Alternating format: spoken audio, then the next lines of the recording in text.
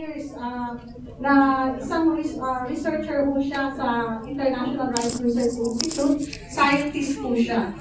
And plant pathologist. So, mga expert po yung bibigay natin ngayon. 16 years din siyang nagtatrabaho sa Department of Agriculture. At siya ay chief ng Agriculture Center. Naging, din sila, outstanding regional gawad researcher siya noong 2015. So, po siya, nationwide, na-search ng Department of Agriculture. Siya po ang nakakuha ng award na to. And, ladies and gentlemen, please welcome Miss Avelita Rosales.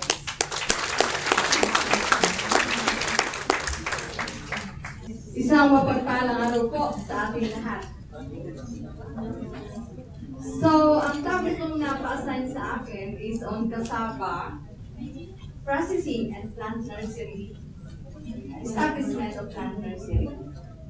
So, actually, malapit po sa puso ko ang mga OFW sapagkat may mga anak din po ako OFW at the present. Kaya nung sabihin ni Ma'am, ni Director namin na kung willing akong mag-present, ay hindi na po ako nagdalawang isip. And thank you kay Director Anilio for inviting me. So, bakit cassava ang unang commodity na napa-assign sa akin? And ito rin yung isang gusto kong i-present sa inyo. Sapagkat ang cassava ay isa sa maraming kagamitan sa ating mga tinatanim. So, ang cassava pwedeng gamitin pagkain. Sino po ang kumakain sa inyo ng nilupak at sumang balinghoy? Yan, ako marami pala. Sino ang kumakain sa inyo ng pichi-pichi? Abay, marami din. Sino ang kumakain ng chipi? Abay, nalos lahat din kumakain. Yan, kaya tama-tama pala ang ating topic for today. So, hindi lang po sa pagkain ginagamit ang balinghoy. Ginagamit din itong pagkain sa ating mga kahayupan. So, pwede po itong pagkain sa manok, sa ating mga baboy, at iba't iba pang mga hayop na inaalagaan. Then, kung sa ating pong industry, ginagamit po ito sa textile industry. Para po, kung inyong natatandaan ng panahon una, para po ang ating mga nanay ay tumigas ang ating mga palda ay nilalagyan po ng almirol. So yung almirol na yun yung gaw-gaw, na ang tatak pa ay libaybay gaw-gaw, yun ay galing sa balinghoy. No? So hindi nawawalan talaga ng gamit. Then, ito rin yung ginagamit na sa mga kalalakihan na gustong-gustong uminom. Yung inyong iniinom na ilog at lapas, ano yun? Ginebra. Ito ay galing sa balinghoy through the fermentation process. Kaya hindi mawawala ng market pag kayo nagtanim dito. At ito rin ang ginagamit na yung inilalak sa pagkain yung bechin para sumarap. Monosodium glutamate. No. So, actually, cassava is used for industrial purpose. At yun nga po as a flour also. So, katulad ng sabi ko, hindi tayo mawawala ng market pag tayo nagtanim ng balinghoy. At nung kami estudyante, pag hindi makasagot, ang sabi ni Ma'am, umuwi na kayo at magtanim ng balinghoy. Kaya tayo, kasapos natin magtrabaho sa Singapore, umuwi na tayo at magtanim ng balinghoy. At marami tayo ang kikitain dito. Yan. So, hindi naman po mahirap ang magtanim ng balinghoy. At ang balinghoy dito ay maraming benefits tayo makukuha sapagkat ito ay mataas sa carbohydrates. So, kumain din tayo dito. And mataas sa dietary fiber. Kaya nga po yung karamihan, kung sa mga report, kung galing sa Mindanao, hindi masyado nagkakaroon ng cancer of the colon kasi marami sa kanila ang kumakain ng balinghoy. So, ngayong hapon, marami po tayong matututunan regarding cassava processing technologies. Yung balinghoy, yan ay isang root lamang, isa yung ugat ng halaman. So, kaya nahihirapang magtanim sapagkat kung gusto natin magluto ng suman, ay kailangan pang kuskudin ng manual. Hanggang kasama na rin pati si Coco at yung laman ng ating dalit. So, ngayon po, hindi na. Kasi mayroon na tayong mga makinarya para ito ay ating tuturin. And then we have also technology for producing cassava chips and flour and also cassava starch. Okay, so ito yung procedure sa paggagawa ng cassava grits. Kung gusto natin magluto ng pichi-pichi, suman, at saka bulburon. So meron tayong makinarya, ilalagay lamang doon sa kanang ito, doon sa makina, ang binalatang balinghoy, and then gigilingin, and then ang gagawin dito, i-collect, i-press, ilalagay doon sa tigaan. Hindi na rin po manual kung hindi may presser, para maalis ang tubig. Kasi ang balinghoy is almost 60% water. Then, after that, ang ginagawa po natin, para na siyang pulbos, atin pong pinapack into 1 kilogram. So, madali na yun. Meron din tayong mga vacuum pack sealer kung saan isisil na lang yun and without air. At pwede po natin itong i-store sa refrigerator or sa freezer for 2 years. Meron na po kaming pag-aaral na ang shelf life ng cassava grades will last for 2 years without deterioration. Hindi po siya magkakaroon ng microbio kasi vacuum pack seal, airtight, and then hindi rin po nawawala ng lasa. Kino-compare po natin ito doon sa mga bagong produce. So, nagroon po kami ng study kung saan tinigman pagkaluto, what we call the sensory evaluation. So, based on our results, hindi po. So, yun nga po, tumatagal ito ng 2 years without deterioration basta nasa freezer. So, kung kailangan iluto, saka lang kukunin. And then, napakaganda po nitong investment sapagkat ngayon, walang nagpuproduce na cassava grade sa market. So, sa mga mall, nagtingin po kami, wala pong nagtitinda ng mga cassava grades na nakapack. So, yun po ang isang possible na maging investment natin. Okay, so, the other one is yung ichi-chips. Dati, manual ang paggagawa ng mga cassava chips, tinatagtag, So, ito ay pwedeng ilagay na rin sa makinarya at paglabas niyan ay mga chips na. And then, meron din granules, granulator. At ito po ay binibigay rin ng kagawaran ng pagsasaka, katulad ng sinabi ng aking director, na nagkakahalaga po ang bawat equipment ng mahigit 100,000. So, yung cassava grater na may kasamang pampiga, ang halaga po noon is 150,000. Libre po yung pinagkakaloob. Ito pong cassava granulator is 200,000. So, makikita natin, ito yung mga cassava tuber, ilalagay po yan doon sa makinarya, and paglabas ay mga durug-durug na. Pwede nang gamitin, pwede patuyuin. Okay. So yan po yung example ng ating mga cassava chips and granulated cassava. Sa Mindanao, ito ay pinapatuyo ng ganyan, and then isinasako. Sa Calabarzon, meron po tayong kooperatiba sa Batangas kung saan nagpuproduce na ng cassava granules at binibili na nila. So may dalawa po tayong kooperatiba doon, ang Buklod Unlad Multipurpose Cooperative sa Taysan, Batangas, at saka Tuwi Multipurpose Cooperative sa Tuwi, Batangas. So sila po yung mga major market na pwedeng pagdanhan ng mga na-produce nating cassava granules. Okay. So ito naman po yung cost and return analysis. So makikita natin na kapag ating na-process ang ating pong balinghoy or dried granules, magkakaroon tayo ng income per hectare na 66,450 pesos with an ROI of 172%. Kapag yung may fresh fruits, ibig sabihin yung newly harvested lamang, hindi pa natin na-process, ang ating ROI is only 98%. Kapag naman cassava grades ay mas malaki, what we call the value-adding technology, so nagiging 386% ang ating ROI. So, ganyan po natin, ito po ang nakikita natin resulta sa ating pong mga pag-aaral. Ito po yung ating mga nire-recommenda sa ating pong mga magsasaka na gusto pong magtanim ng balinghoy. At the same time, ang balinghoy po naman pwede rin salita ng tanim. Pwede po tayong ibig sabihin yung intercropping. So po pwede sa pagitan ng dalawang puno ng balinghoy, magtanim ng mais, o kaya ay magtanim ng vegetables. So, yun po yung tinatawag natin maximization of our land. Kailangan natin i-maximize yung isang ektaryang lupa natin. Lalo na po sa Calabarzon na napakamahal ng ating buong lupa. Okay, so aside from that, nagbibigay po ang ating karawalan ng pagsasanay. Ito po ay mga examples ng ating mga trainings kung saan tinuruan natin ang pagluluto ng iba't ibang putahe ng balinghoy, ang ating po mga kababaihan, mga kalalakihan, at mga iba pong gusto magtitiro. Actually, ang major po namin, ang majority sa aming po mga clients ay mga military. Nag-conduct po kami ng mga training sa Fort Bonifacio, sa Fernando Air Base, at iba pa po na gustong, yun nga po malapit ng umalis sa serbisyo. So, nakakatuwa naman po at sila ay interested na matuto.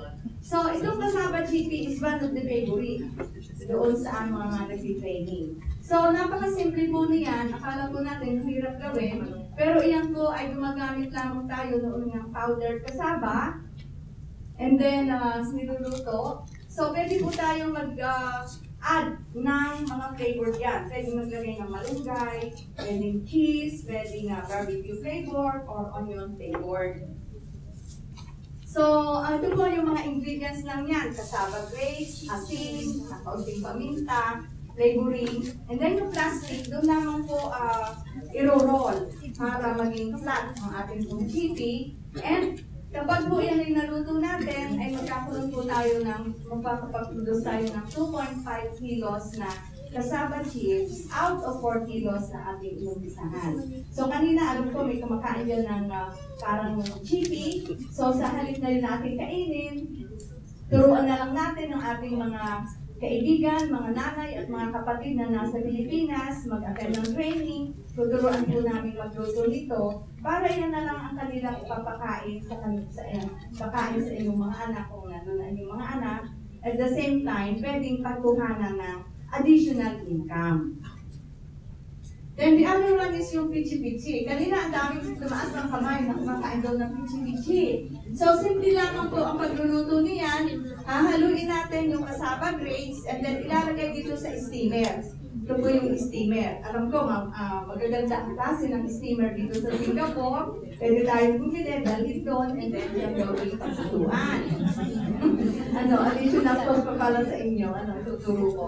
Pero anyway, madali lamang pong lutuin. Para po nagluluto ng puto.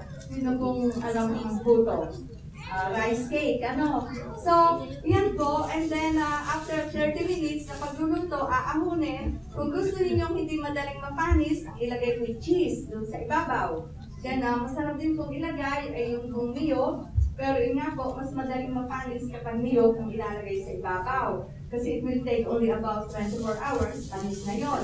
Pero with the cheese dito, ay pwede po itong mag-last up to 2 or even 5 days. So, with pichi-pichi, ito po yung mga ingredients, kasaba grapes, sugar, yung lihiya, grated coconut, and then makakapag-produce po tayo ng 150 pieces out of 2 kilograms of kasaba grapes. Magkakaroon po tayo ng total income of 490 pesos with our expenses of 260 pesos. So, ito po ay mga computation na pwede pong gamitin natin for our livelihood. Pero kung i-commercialize, mas malaki ang ating magiging ROI sapagkat mas na ang ating magiging production. Saan po ang market natin? Ang pichi-pichi po ay may mga kiosk na tayo nakikita. Yung mga binibilhan natin sa, for example, pumunta tayo Los Baños, yung po mga stand, marami na dyan, yung mga pasalubong center. Okay, and then sa mga mall din. Then kasaba cake. Ito ay isa rin sa gustong one of the commonly requested recipes na itinaluluto sa amin. Kasi mas tumatagal ito. It will last for a week without deterioration. So, yan po yung mga ingredients. So, Kapag tayo nagluto nito, makakakuha tayo ng almost 91% ROI. At the same time, mabubusog pa yung ating mga kasambahay. At the same time, kikita tayo. Then the other one is pulburon. Yung mga mahilig kumain ng pulburon na binili sa Golden Axe na napakamahal, pwede po natin gawin from bags. Yes, so, yun po. Ito po ay mga colorful lang. Ipili lang tayo ng mga pambalot para maging attractive sa ating mga anak o sa ating mga customers, clients. So, very nutritious pa yan. At the same time, wala nga po mga chemicals na added. Kasi kalimitan sa mga binibili nating chippy, pulburon, kasaba cake, may mga preservative para sila ay tumagal. Pero ito po tinuturo natin is yung mga natural flavor na hindi makaka-apekto sa ating kalusugan. Okay, so ito yung cost and return. So, sa 1 kilong kasaba flour, ay gagastos tayo ng 222 pesos. May ipagbili natin yung ating, so this is pulburon, makapagawa tayo ng 100 pieces na pulburon. So, kikinta tayo ng almost 500 pesos. So, magkakaroon tayo ng net income na 277 pesos or 125% ROI. So, ipagkikitaan ang ating mga nanay. So, yun po, ang tungkol sa balinghoy. Ang pag-usapan naman po natin ay tungkol naman sa pag-i-establish ng nursery. Hindi naman po mga bata lang ang ating nursery. No. Ang mga halaman po, ay may nursery din. Pero ito po naman yung ating tinataniman para po ito ay pinagbebenta. Sino pong mahilig mag-landscape? Sino pong mahilig sa inyo bumili ng mga maliliit na halaman na napakamahal sa paso? Yan. Di po ba tayo ay pag dumaan sa mga highway at may mga nursery, hinito tayo kahit nga bagondilya, pinipilit natin. Okay. So, there are different types of plant nursery. Meron tayong fruit plant nursery. Ito yung pinagpapalakihan ng mga lansones, rambutan, ng kalamansi, ng mangga, ng iba't ibang mga fruit bearing trees. So, meron din tayong vegetable plant nursery. Ito naman yung ating pinagpapalaruan ng mga seedlings ng papaya, ng kamatis, ng mga vegetables, lettuce, pechay, and others. Then, flowering plants nursery, ito nga po yung mga ginagamit natin sa pagla-landscape. No. Actually, isa ito sa pinakamalaki ang income, although hindi natin bibigyan masyadong pansin sa DA kasi hindi naman siya source of food. Pero bilang agriculturist na is kung impart sa inyo, na with these flowering plants, napakalaki ng income. No. Especially during mag-February or Undras, kasi kailangan nila ng bulaklak. So, with the forest trees nursery, ito naman yung pinagtataniman ng mga mahogany, yung mga nara, yung mga itinatanim sa bundok. Especially this time na ang focus natin is for climate change, mag-preserve natin ang environment o yung ating kalikasan. So, mapili po ang mga fruit trees at saka itong mga forest trees nursery kasi with the rehabilitation program of our government. So, ito po yung total cost of production. So, inyo pong isipin na tayo bumili na 1 kilong lansones, approximately po yan mahigit na 50 piraso. So, ang mga buto niyan, tatapon lang natin. Samantala yung buto niyan, ating ilagay lang dyan sa isang tabi, yan ay tutubo. No? Sapagkat ang mga binhi po, basta po yung ilagay sa lupa, may moisture yan, yan po ay tutubo at tutubo. So yung isang butil na yun ng buto ng lansones, pag ating pinagyaman, yan po yung nabibili ng 10 piso. No? 10 piso ang isa na wala pang dugsong. Kapag huling nadugsungan ng magandang quality, yan po ay nabibenta ng 50 piso. No? So, i-assume natin na ang ating cost of production, kada isang puno ng mangga, isang puno ng lansones, rambutan, o kaya ng kalamansi o dalandan ay 25 piso. Kasama ng doon yung nadugsungan. Nabibenta yan ng 50 piso. No, mahigit sa 50. Lalo na good quality. At ang kagawaran po ng pagsasaka, ang Region 4A, nandiyan po yung aming director, Kami po ay laging bumibili ng libu-libong halaman kada taon para po ipamigay sa ating mga magsasaka. Kanina na-mention nga, nabibigay tayo ng mga fruit trees, lansones, rambutan, mangga, and others. Yun po ay binibili ng kagawaran sa mga plant nursery operator. So, napakalaki pong investment natin. Okay. So, pag gusto po natin maging negosyo ito, so dapat po tayo ay accredited ng Bureau of Plant Industry. Hindi po ibig sabihin tayo nag-establish ngayon, bibili na po agad yan ng kagawaran ng pagsasaka. Kung gusto niyo pong ipagbili ito sa gobyerno, maging sa local government unit, kasi po ang mga LGUs bumibili din. Ang mga taga-munisipyo, bumibili rin po sila ng planting materials. So, dapat po ang mag-a-apply as nursery operator o magpapa-accredit ay Filipino citizen, legal age, and then must have completed training course on plant propagation. So, ang Bureau of Plant Industry or kahit po ang kagawaran ng pagsasaka, nagbibigay po kami ng libreng pag-aaral tungkol sa pagpapalago ng halaman, yung pag-grafting, yung pagbabadi, paglulugso. So, it will be a separate topic. Then, dapat ay yung ibang requirements, like business permit and a mayor's permit and other things. So, dapat, ang production area should be not less than 1 hectare. Para po, mayroong area kayo, yung propagation area, at the same time, mayroong kayong tinaniman ng inyong source of good quality planting material. Kapag po fruit trees, dapat po tayo ay mayroong foundation row. Ibig sabihin, nagtanim tayo ng isang model tree na doon kukuhanin ang ating source ng pandugso doon sa mga seedlings nating gagamitin. And then availability of irrigation water, siyempre dapat may pandilig, availability of farm implements, katulad nga po ng sabi kanina ni Red Dilma, nagbibigay naman po kami ng mga ayuda, katulad ng mga farm equipments and tools. Nagbibigay din po ng mga mga gardening tools, katulad po ng asada, yung mga small, pang-irrigate, may mga pipes, yung po maliliit na tubo para po, o kaya mga hose, para pandilig sa ating mga halaman sa nursery. And then availability of foundation row or source of quality seeds or quality science.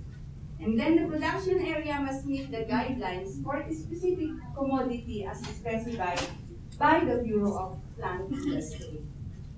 So ano pa yung mga other requirements? Of course, business permit and tax clearance. And then signboard and farm resources for plant propagation. So, paano po ang procedure of accreditation? Submission of accomplished accreditation form, meron pong sadyang dapat fill-upan, and then initial field evaluation of the applicant. Meron po tayong mga plant nursery inspector at plant material inspector. So, sila po yung titingin sa inyong lugar kung pwede po yung i-accredit or i-register sa kagawaran ng pagsasaka. And then, validation of submitted documents by the Bureau of Plant Industry, and then approval and issuance of certificate of accreditation. Ang accreditation po is good for 3 years at kailangan po itong i-renew after inspection to them. So, ang general provision, ang BPI ay magde-designate ng isang team from the crop production division para po mag-inspect. Okay, and then an application fee shall be charged per applicant to be deposited under Fund 163. So, kailangan po ninyo almost, for other commodities, usually 500 ang bayad. You notice, hindi sa bulsa namin napunta. Yung po pumupunta sa Fund 163. Ibig sabihin, meron po account sa Treasury na kung saan i-deposito yung mga nakukolekta sa ating pong gobyerno, yung Fund 163 na tinatawag. Okay. So, yun lamang po ang aking topic for today. Mabuhay po tayong lahat at maraming po sa akin.